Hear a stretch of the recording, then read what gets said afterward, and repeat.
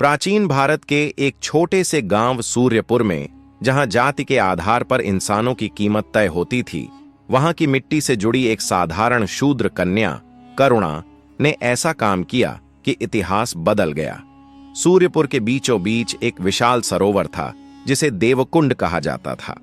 यह मान्यता थी कि इसमें स्नान करने से पाप धुल जाते हैं, लेकिन इस पवित्र कुंड का पानी छूने का अधिकार केवल ऊंची जाति वालों को था। अगर कोई शूद्र या अछूत उस कुंड के पास भी फटक जाता तो उसे कठोर दंड दिया जाता। एक दिन करुणा की मां बीमार पड़ गई। गांव के वैद्य ने कहा, अगर देवकुंड का जल पीला दो तो उनकी जान बच सकती है।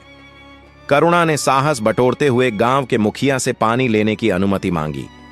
मुखिया ने तिरस्कार भरी हंसी के साथ कहा, अरे शूद्र लड़की, तुम्हारी औकात क्या है? देवकुंड का पानी तुम्हारे लिए विष समान है। करुणा को मुखिया का अन्याय सहन नहीं हुआ।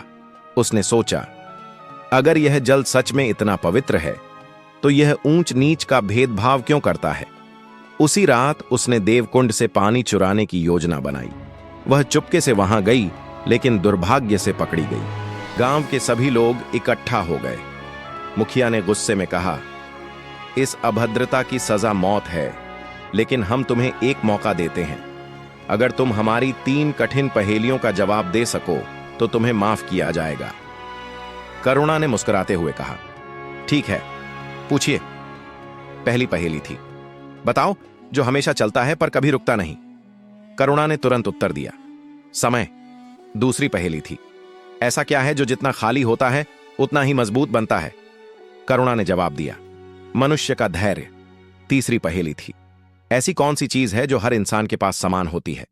यह सवाल सुनकर सभा में खामोशी छा गई, लेकिन करुणा ने उत्तर दिया, आत्मा। हर इंसान का आत्मा समान है। मुखिया स्तब्ध रह गया। उसने कहा, यह असंभव है।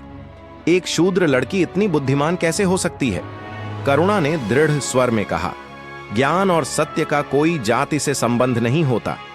अगर देवकुंड का जल पवित्र है तो यह हर इंसान के लिए होना चाहिए, और अगर यह केवल तुम्हारे लिए है तो यह पवित्र नहीं बल्कि तुम्हारी ताकत का प्रतीक है।